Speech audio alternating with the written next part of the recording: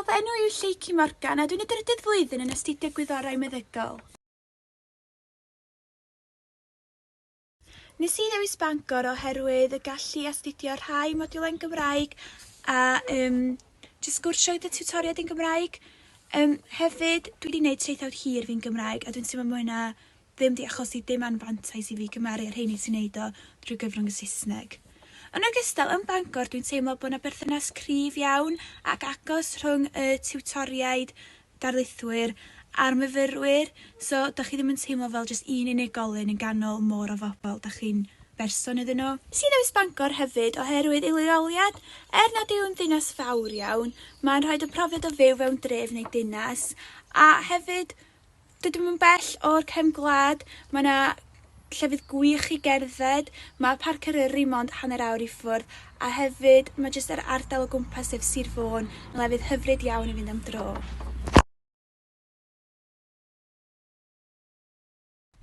Dwi'n hoffi'r cwrs oherwydd mae yna amrywiaeth eang o fodiwlau, a erbyn leni dwi'n teimlo bod yr holl fodiwlau dyn ni wedi dysgu ers y flwyddyn gyntaf yn cyd-gysylltu. Ond dwi'n credu hoff ddarn fi o'r cwrs ydy dysgu am ffisioleg, cyflyrau, ond yn enwedig cyflyrau prin, a wedyn dysgu pa driniaethau sydd ar gael ar gyfer heini.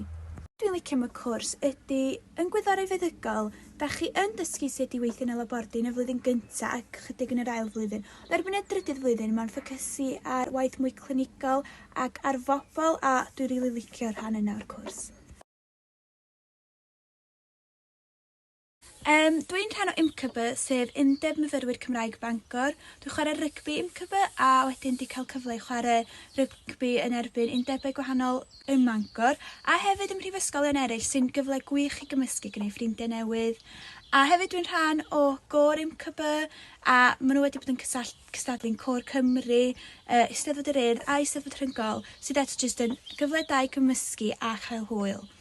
Dwi hefyd yn rhan o Gymdeithas Medical Sciences, le mae yna rhywun gwahanol yn dod fewn i siarad bob wythnos o ysbyty neu darlithwyr, a dwi'n gweld hwn yn ffordd da o hybu diddordeb fi fewn Gwyddorau Meddygol a dysgu am brofiadau bobl eraill yn y maes.